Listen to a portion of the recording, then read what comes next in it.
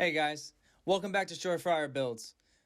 On today's video, we are working on the front end of the machine where all of the horribly rusted metal was. I'm going to start out by cutting out the bad panels, and I'm also going to show you a process that I used to keep all of the new sheets lined up perfectly with the original mounting holes.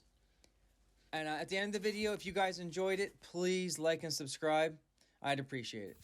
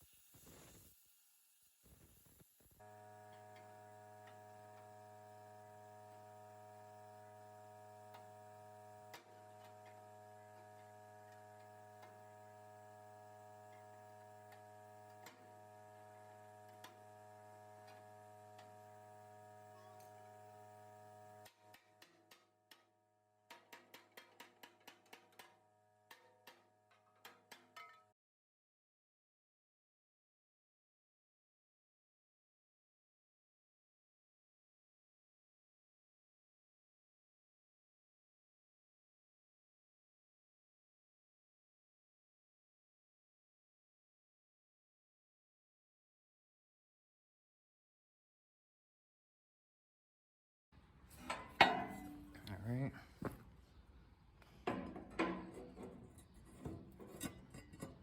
There we go. I might have to take that corner off. See, it's a little too, I didn't get all the way in there. I was gonna take it off of here.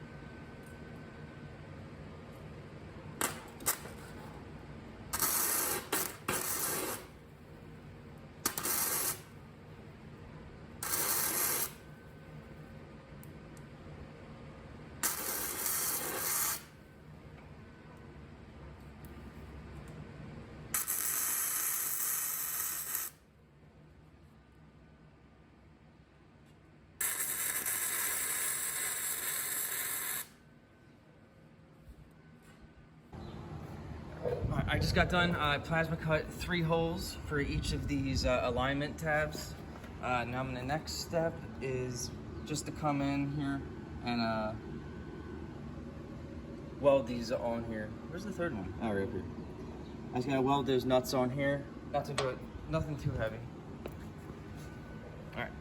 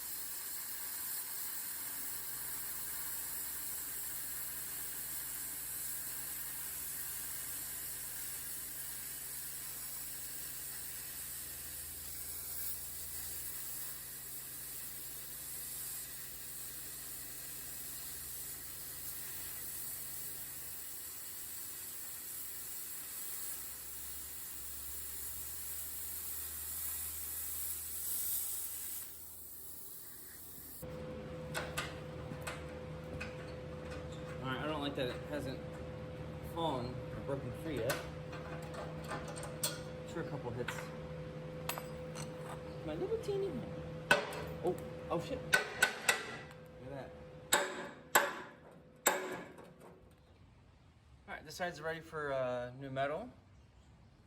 See, these all line right back up. Hopefully that works out for the template. I did cut all that stuff off on the inside. You can see how bad it is now. Anyway, moving on to this side. It looks about the same condition from outside. You can see here, same destroyed, then just like some rust on here. But it's actually worse than the other side.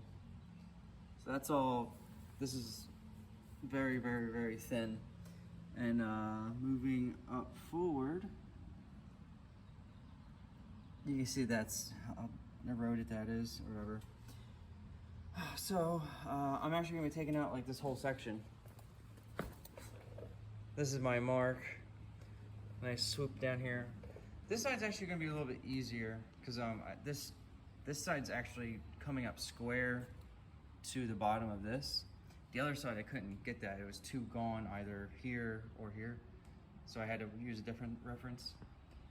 But that's why I came with 18 and 1/32 from top of here to the very bottom right here.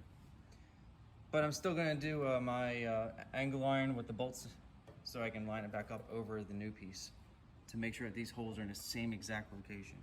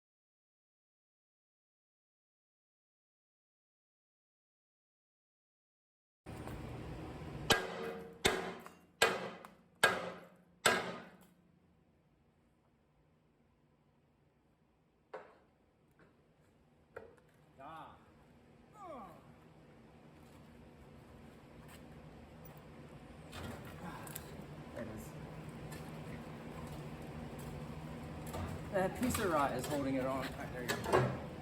There we go.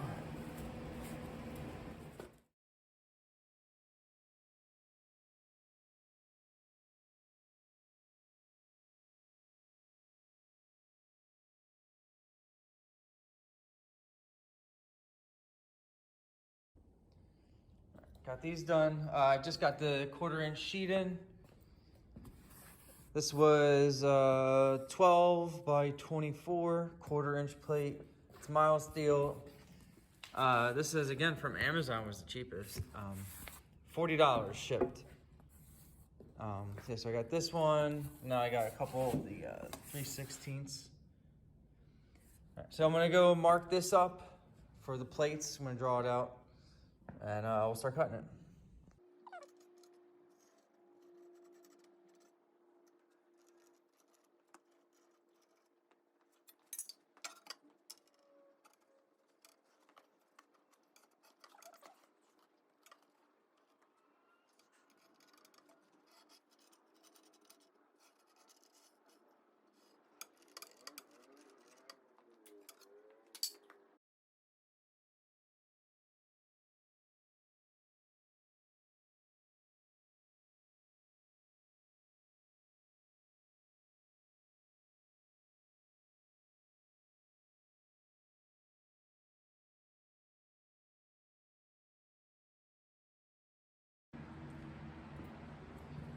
Got this out. I spent a little bit of time lining it perfectly to match up to.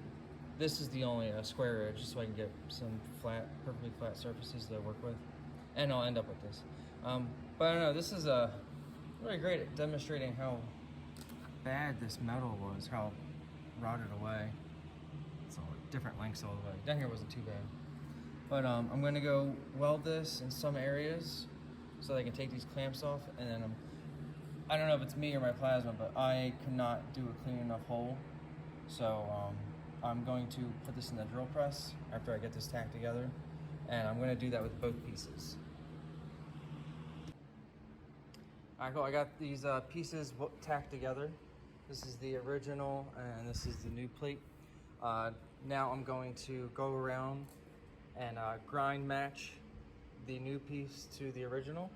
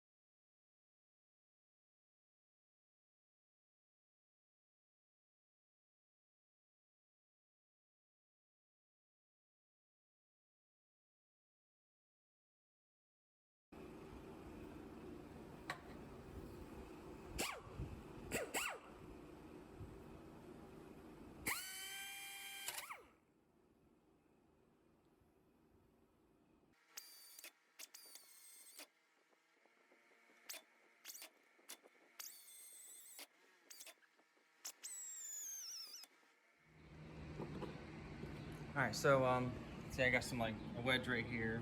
I got 2 clamps with some angle iron, and you see, I put a piece of metal stock at the ends, and I got a sawzall blade right here. And I don't know if you can see the gap, but there is an air gap up here, and that should be the difference of the thickness in the metal. Because I'd rather it be flush on the outside. It doesn't matter so much on the inside.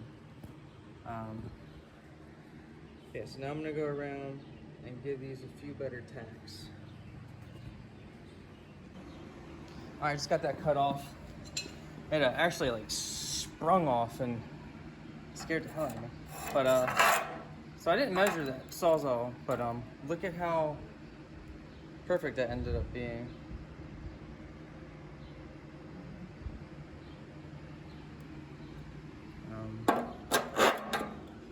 So even back here, it's a little harder to see, but I accidentally made it completely flush. I was just going for more on the inside. But all right, so see, I have I already ground the actual original chassis on an angle for the weld. I didn't do any on this piece, so I'm gonna get in there right now and just try to make it a little more, just for a better weld.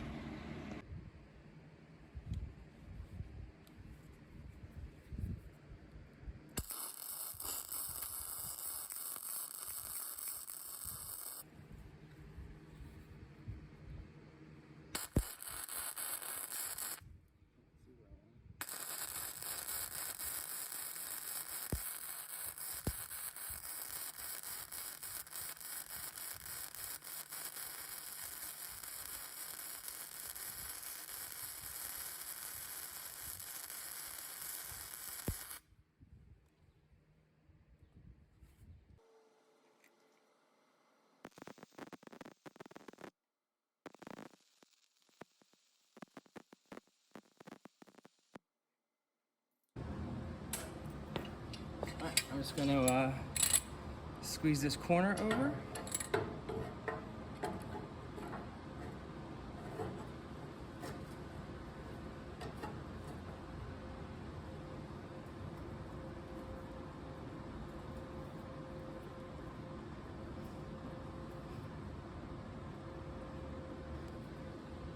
Okay. That's actually pretty tight. Let's see where we are now. I have to do it on this side. I can't because there's welds. Too much. Here, let's see.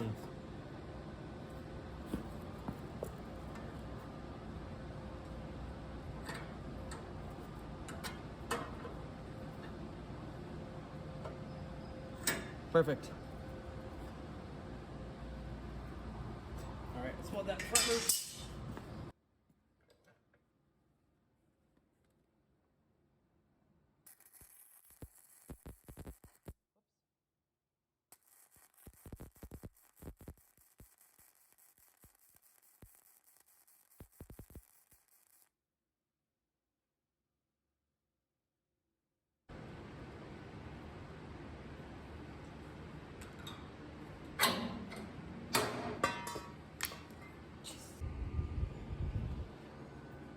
So I got both sides on now. I did have to do a couple passes on each side, just trying to clean up, but especially on the outside, I needed this to be flush. So this is my flush mount side. See, I just welded the other side again. That's why it's all blue. But there's some little holes in here that came through. I imagine it's the quality of the metal that's there, because I already did 2 passes over here trying to clean that up. The other side, same thing. But I just did I think my final pass at 150 amps. See right there, something happened. That the whole corner. That's right, I had the amperage too high. But you see right here, I got it pretty good at 150 amps. And the other side, this is more of a cleanup too. But I got that. I'm gonna clean up. I'm not gonna remove all of it from the inside. I'm gonna actually leave a little bit of a bump out just for strength. I mean, obviously I'm gonna clean these up. Those are gross. For the next part of this welding, I want to put in the cross brace for the center. It's that thicker, it's like a 2x2 square tube. It's basically like the bumper in the front. It's a slightly different size, so I want to make sure it fits properly. And to do that, I want to get the chain case underneath.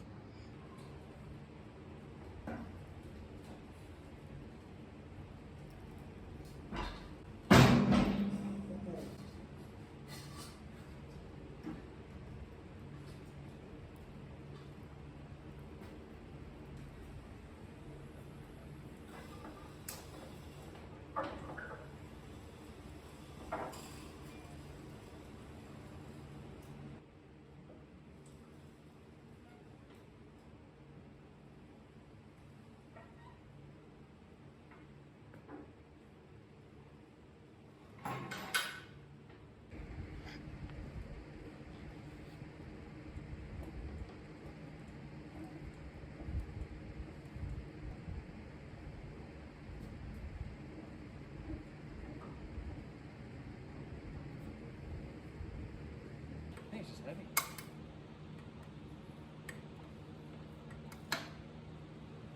Why is the front not going up?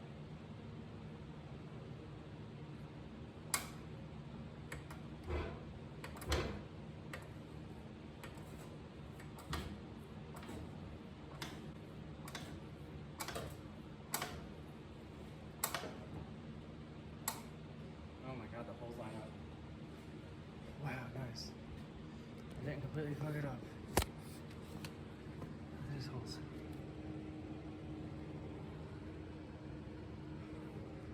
I didn't see this side yet. It might not be up all the way over here.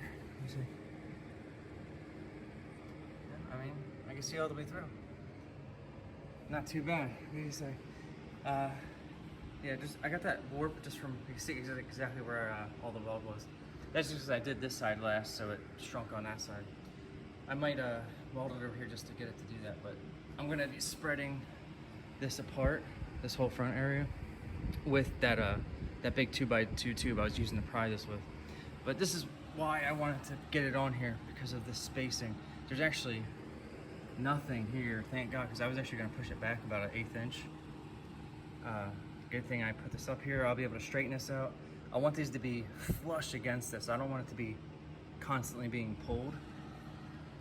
Yeah, look how they actually give you a pretty decent amount of room. Even though this is bent, like even if this was straight. All right, I'm putting these in, but these are not permanent, so I'm just getting these so I can tighten it to set the bar up. All right, this is pretty exciting though, even though it's not the final result.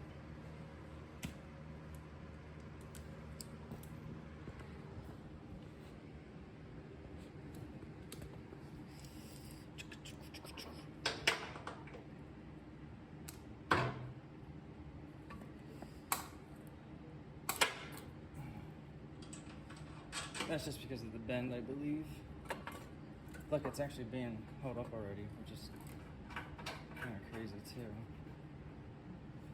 Yeah, see, I'm pulling that over to my fingies.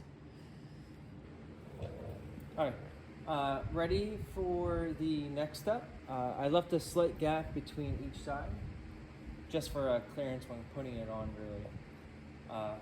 So now before I put this piece in, I want to do the bar down here first. And that bar is why I want this, why I had this set up like this, because of the gap back here. Because this is our new piece, which is a 2x2 1/4-inch tube. And I don't know what dimension this used to be, but this is the closest denomination I could to that. I don't know, you tell me. So I am just going to cut this now. Put this right in here. So I'm gonna cut right here, and then we'll tack it in place after I get it level, and then I'll be able to put this piece in and match it up perfect.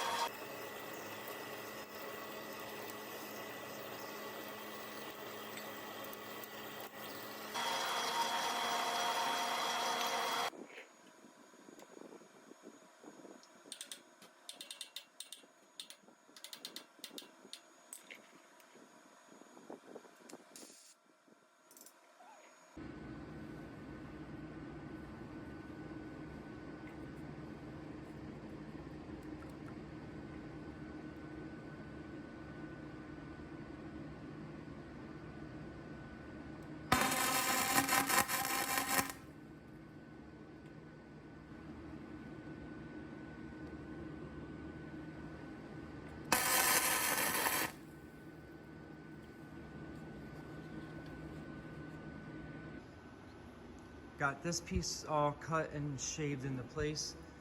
There's a little bit of bending I have to do to it because this piece is actually bent pretty bad. I think this whole thing had an impact. So I gotta start up here in this corner, and then I'm gonna straighten this out as it goes down with the welds. But it should come out pretty straight. And the bow that ended up here, I think that shows up, but the gap shows up here, but I'll be able to compress it after I weld this side on, and that should be fixed. So let's start tacking this and bending.